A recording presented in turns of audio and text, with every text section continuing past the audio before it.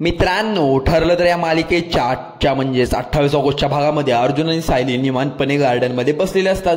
तेव्हा आता अर्जुन समोर लहान मुलं खेळताना पाहतो आणि सायलीला म्हणतो की ती पहा ना, लहान मुलं दिसतायत तुला. तेव्हा सायली म्हणते हो दिसतायत ना. मग त्यावेळी अर्जुन पुढे सांगू लागतो की अगं, जेव्हा मी आणि तन्वी लहान असायचो ना तेव्हा खरंच खूप खेळायचो. आणि मग पूर्ण आजी काय म्हणायच्या की तुम्ही दोघे अभ्यास करा, जो कोणी अभ्यास पूर्ण करेल त्याला मी चॉकलेट देणार आहे. हे ऐकून लहान सायली अगदी शांत होते आणि लगेच त्या लहान मुलाकडे पाहू लागते आणि तिला तो भूतकाळ आठवतो की कशा प्रकारे तिच्या भोवती सुद्धा एक लहान मुलगी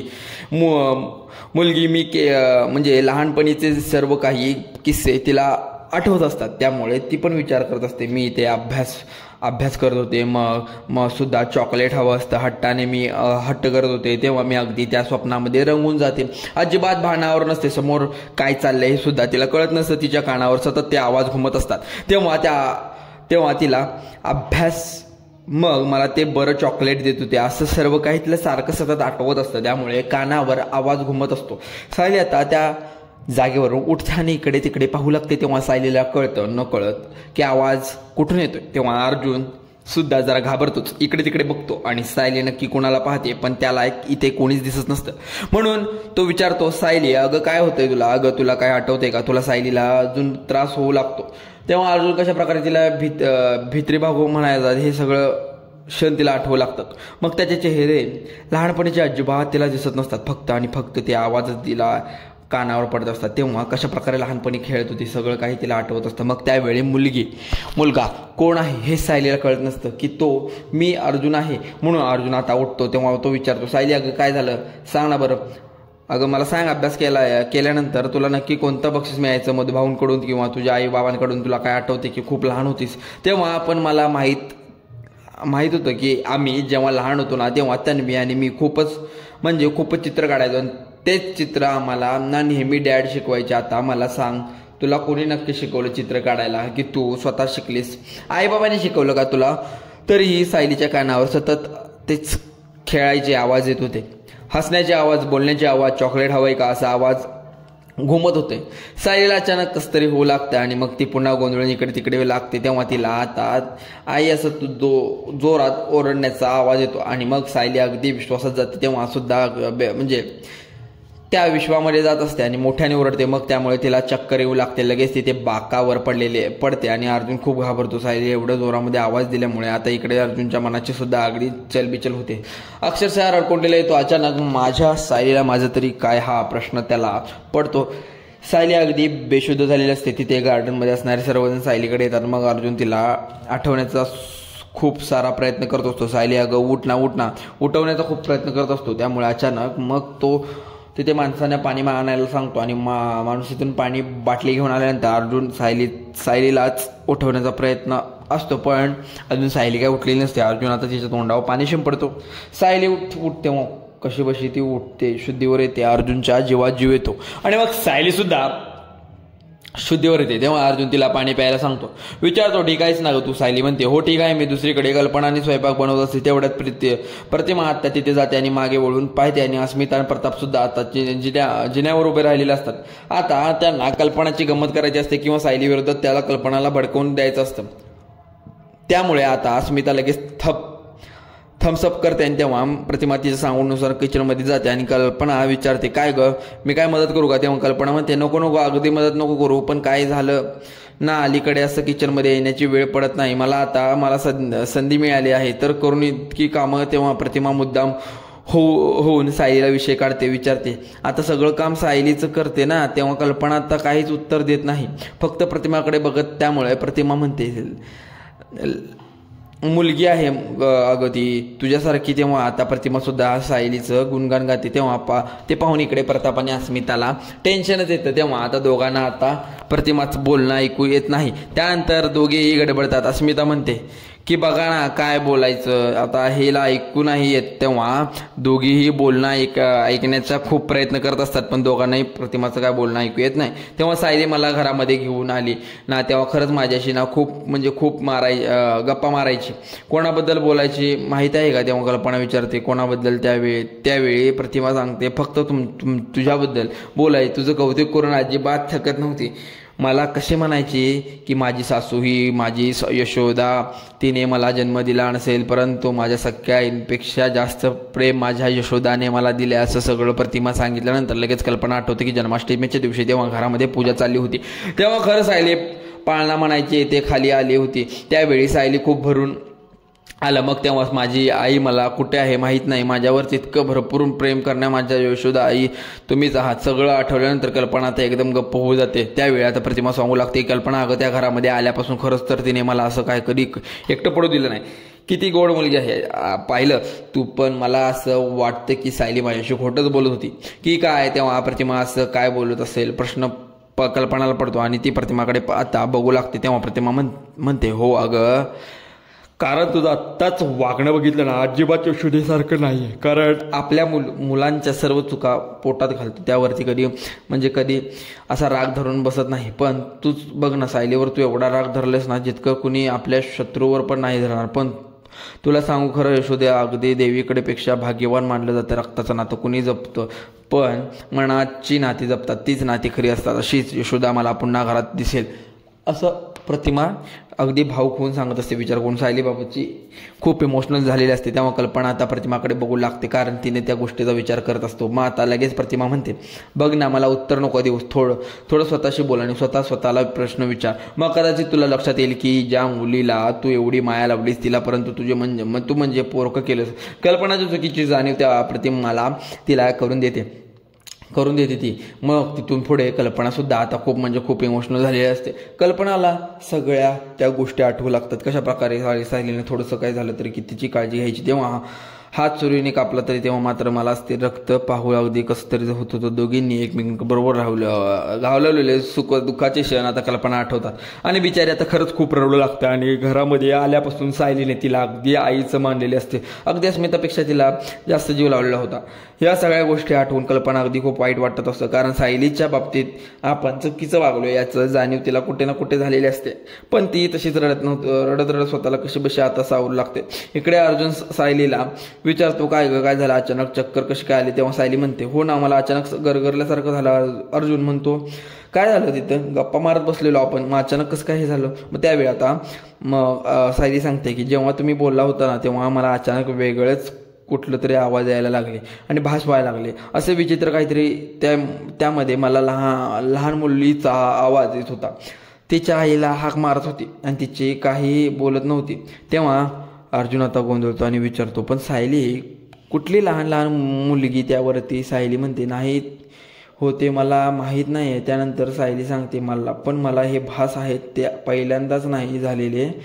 अर्जुन विचारतो मग तेव्हा सायली सांगू लागते भास ना मला असे नेहमीच कधीतरी होतात. तेव्हा अर्जुन म्हणतो ठीक आहे आपण एक काम करूया, आपण आत्ता डॉक्टरकडे जाऊया. त्यावरती सायली म्हणते नाही गरज नाही, काही गरज नाही. भास झाले ना त्याचा त्रास झाला एवढंच बाकी, मी एकदम ओके आहे, नॉर्मल आहे. आता अर्जुन म्हणतो ठीक आहे बघ आता आपण घरी जाऊया, तू आराम कर आणि पुन्हा जर असे काही भास झाले ना तर आपण डॉक्टरकडे जाऊया. आणि आता तरी सध्या अश्विन तो सोबत डिस्कस करण्यामध्ये काही पॉईंटच नाही. मी आता एक काम करतो, डॉक्टर देशपांडेला कॉल करतो. तेव्हा सायली आता म्हणते चला घरी. असंच म्हणून तिथे पडलेले अर्जुन दिलेले ते फुलं घेते आणि थोडी पुढे जाते. तेव्हा अर्जुन सायलीबद्दल विचार करू लागतो. सायली तिच्या लहानपणीबद्दल काही आठवत असेल तर तिला तिचे बाबा आठवत असतील का. सायली त्याला आवाज देते अहो चला की एवढी चेहरा पाडण्यासारखं काही झालेलं नाही. मग बाईक चालवता येत नाही.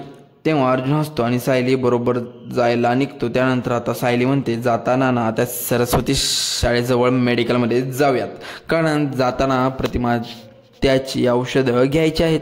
तेव्हा अर्जुन विचारतो का बरं आपल्या इथे सगळी औषधं तर डॅडच्या फॅक्टरीमधूनच येतात ना. मग तेव्हा सायली म्हणते अहो रविराज काका मला म्हणाले की ते त्याचं दुकानातून घ्या, मग तिथंच घेऊया ना. तेव्हा अर्जुन म्हणतो हो ठीक आहे. तेव्हा अर्जुन म्हणतो तुला नाही माहीत अगं डॅडच्या फॅक्टरीमध्ये औषधं घेतली तर रविराज काका हे पैसे देतील आणि डॅडना सिनियर जीव घेतील म्हणून ते म्हणत असतील. मी की नको म्हणून सिनियर खूप हुशार आहे असं म्हणून अर्जुन सायलीला सांगत असतो. मग त्यानंतर म्हणतो की अगोदर आपण घरी जाऊया, तुला सोडतो, मी तुला आराम करू आणि मग औषध आणायला येतो, चालेल. तेव्हा सायली म्हणते हो, पण आता आज घेऊन जाऊया ना. अर्जुन म्हणतो नाही म्हटलं ना एकदा, कारण तुला सध्या आरामाची गरज आहे, अगोदर आपण घरी जाऊ. मग प्रतिमा त्याची औषधं मी घेतो ना मागून, अगदी तिकडनंच ओके तिला. तेव्हा सायली हो म्हणते. त्यानंतर कल्पना आपल्या रूममध्ये येते. तेव्हा सायली बरोबर घालवलेला प्रत्यक्ष पुन्हा तिला आठवत असते की कशा प्रकारे सायलीने प्रत्येक घरची जबाबदाऱ्या उचलली आणि त्याचबरोबर सुनेने कर्तृत्व आतापर्यंत पार पाडले. त्याचबरोबर आता 2 वर्षामध्ये सायलीने आता एकही सण चुकवला नाही, अगदी मोठ्या उत्साहात साजरा केलेला आहे. त्याबरोबर घराबरोबर कशा प्रकारे जोडून ठेवलं, मग आता कशा प्रकारे सायलीची बाजू घेऊन सर्वांना बोलते सुद्धा ते आठवते. त्यानंतर सुद्धा गोष्टी आठवतात. ते 2-3 दिवस झालेले असतात. प्रताप कशा प्रकारे सायलीला बोलतो अस्मिता सुद्धा अगदी टोमणी मारू लागते आणि बोललेली बिचारी सायली काही अजिबात प्रत्युत्तर देत नाही. तेवढ्यात प्रताप आता तिथे येतो आणि म्हणतो, कल्पनाकडे बघत राहतो. मनात विचार करत असतो की कल्पना नक्की सायलीची बाजू घेते ना.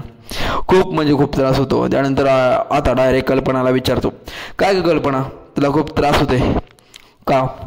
त्यावरती कल्पना रागात म्हणते, होतोय, मला त्रास होतोय, तुमच्या वागण्याचा मला त्रास होतोय. तेव्हा मुद्दाम पुन्हा एकदा प्रताप विचारतो, कसला मी काय केलाय? तेव्हा कल्पना म्हणते, तुम्ही अशी पूर्वी न होतात हो, पण तुमचं कसं झालंय ना, कोणाला किती दुखवत आहे हे तुमच्या लक्षात येत नाही. तेव्हा प्रताप विचारतो, पण मी कोणाला दुखवले? आता तेव्हा प्रताप मुद्दा म्हणून पुन्हा एकदा विचारतो, अच्छा म्हणजे मी तुला पूर्वीसारखं वेळ देत नाही का, म्हणून माझ्यावर चिडले आहे का? पण काय करू आता कल्पना, फॅक्टरीची कामं एवढी वाढली आहेत ना. तेवढा कल्पना रागात म्हणते, अहो तक्रारी करायला पण काय नवीन लग्न झालेलं नाही आहे. तेव्हा मग प्रताप विचारतो, मग तुम्ही नेमकी तक्रार तरी काय आहे?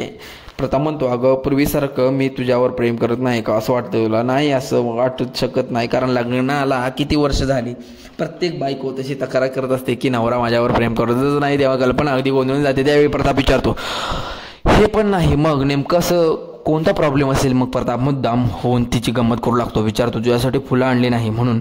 मग कल्पना रागात म्हणते, माझ्या मनामध्ये काय चाललंय ना हे तुम्हाला अगदी बरोबर कळतं. आपलं उगीच वेळ पांघरून पेडगावला जात आहे म्हणून मी रागातच तिथून जाते. तेव्हा प्रताप हसतो आणि म्हणतो, कल्पना अगं तुझ्या मनात काय चाललंय हे बरोबर ओळखतो. अगं ते बोलू शकत नाही, तुझ्या चांगुलपणा आहे तोच तुला असा सायलीकडे घेऊन जाईल. दुसरीकडे आता रविराज हा घरी असतो. त्यावेळी सुमन विचारते, भाऊजी तुम्ही मुंबईला जाताय का? मला मुंबईत जायचं होतं, अचानक मीटिंग कॅन्सल झाली म्हणून मुंबईला नाही जात, सुभेदारांकडे जाणार आहे. तेव्हा सुमन म्हणते, अच्छा हो का, ऐका ना, तुम्ही जरा मला वाटेमध्ये सोडता का, कारण मला मार्केटमध्ये जायचं, आठवड्यापासून भाजी घ्यायची आहे. तेव्हा चैताली कुठे आहे? आनंद का भाजी विचारते. तेव्हा सुमन म्हणते, अहो तीच आणते. मग आता अनंत चतुर्थीपर्यंत ती कोकणामध्ये गेले, त्यामुळे आता मलाच आणावी लागेल. एरवी कसं वहिनी काम बघताना सगळं, पण आता त्या नाही येत ना, मग आता मला बघावं लागेल. त्यावेळी रविराज म्हणतो, नाही ग, कसं आहे ना, तीच माहेर पण जरा एन्जॉय करू देत ना. मग आता माहेर पण एन्जॉय केल्यामुळे मार्केटमध्ये सोडतो. मग रविराज म्हणतो, दोघे निघतात दुसरीकडे. प्रिया एकदम एटीत तिथे हॉस्पिटलमध्ये बसलेली असते. आता अश्विन तिथे येतो आणि प्रिया आता दुखण्याचं नाटक करते आणि हसूनच विचारते, अश्विन तू आलास? तेव्हा अश्विन म्हणतो, हो मी आलोय. मग आता तिथे ज्या कॅन्सलेबल असतात, म्हणजे तिथं जे बसलेले असतात, तेव्हा जर बाहेर जायला जर सांगतो. मग त्यावेळी बसल्यानंतर कॉन्स्टेबल असतात, त्यांना बाहेर जायला सांगितल्यानंतर अश्विन मला भूक लागले म्हणून तो खरंच जेवण आणले असशील ना. त्यावेळी तो म्हणतो, चला भूक लागले म्हटल्यानंतर तुझ्या तब्येतीची सुधारणा होते, मग एवढं मात्र नक्की? तेव्हा ती जरा गोंधळते आणि म्हणते, तसं नाही रे, म्हणजे भूक तर लागली आहे पण तब्येत काय एवढी बरी नाही, थोडं मगाशी गरगरत होतं. त्यावेळी अश्विन म्हणतो, काही हरकत नाही आहे, बघ आपण जेवणाचं घेऊया. मग त्यानंतर तो म्हणतो, जेवण करून घे मग पटकन. तेव्हा उत्साहाने विचारतो, बनवलं सायलीने? तेव्हा विमलताईने. मग आता तो पार्सल बाहेर काढतो. तेव्हा आता विचारते, घर ना बाहेरून मागवलं होतं ना तू जेवण, मग काय झालं? बाहेरून जेवण आणलं का? आपल्या इथनं तुझ्याकडे जेवण येणार नाही, कारण कोणी बनवणार सुद्धा नाही, स्पेशल तुझ्यासाठी म्हटल्याबरोबर तिला धक्काच बसतो. सायलीने तुझ्यासाठी जेवण बनवायला साफ नकार दिलाय. प्रियाला आता खूप राग आलेला असतो आणि सायली अर्जुन आता घरी येतात. हॉलमध्ये आता तिथे अस्मिता आणि प्रतिमा दोघेही बसलेले असतात. तेव्हा लगेच टोमणा मारत अस्मिता विमलला विचारते, विमल तू काम करायचं बाहेर फिरायला चाललेस का? विमल पुढे येते आणि म्हणते, अस्मिता ताई असं काय करतेस, काम करतेस का? तेव्हा सायली म्हणून हा टोमणा माझ्यासाठी होता का? तेव्हा अर्जुन समजतं की अस्मिता ताई आता सुरू. प्रतिमा आता विचारते, अस्मिता अचानक काय झालं तुला? तेव्हा अस्मिता म्हणते तुला सांगून काय उपयोग काही. प्रतिमा त्याला, आता तू फक्त सायलीचीच बाजू घेणारा, कारण मम्माने बाहेर जाण्याची परमिशन काय दिली? तिने अख्खा दिवस घराबाहेर काढलाय. प्रताप आणि कल्पना दोघेही तिथे. पुढ्यात अस्मिता म्हणते, अगं त्या घरातील सगळी कामं बघ ना, मलाच करावी लागतात. कल्पना विचारते, का? पण अशी तू का तयार केली आहेस? त्यावेळी अस्मिता थोडं गडबडते आणि म्हणते, कारण तयारी मी आता विमल सांगते ताब्यात पितळ्याची भांडी आहे स्टोअरमध्ये, आता ते घेऊन म्हणजे घासता येतील. त्यावेळी आता सायली म्हणते, मी काढून ठेवते अस्मिता ताई. त्यावेळी विमल म्हणते, सायली ताई राहू द्या, मी जाऊन काढून ठेवते. तेव्हा कल्पना म्हणते, थांबा, कोणी काढायची गरज नाही, कारण काय अस्मिता आपण इकडे गणपतीला काय तांब्या पितळ्याची भांडी वापरतो का? तेव्हा अस्मिता साधा पचका होतो आणि विचारते, नाही वापरत का? तेव्हा आपण जी चांदी भांडी वापरतो कालच सायलीने लखलख करून ठेवली. कल्पना तिथे बाजू येऊन सर्वांना सांगू लागते. तेव्हा सगळेजण आश्चर्याने एकमेकांकडे बघतात.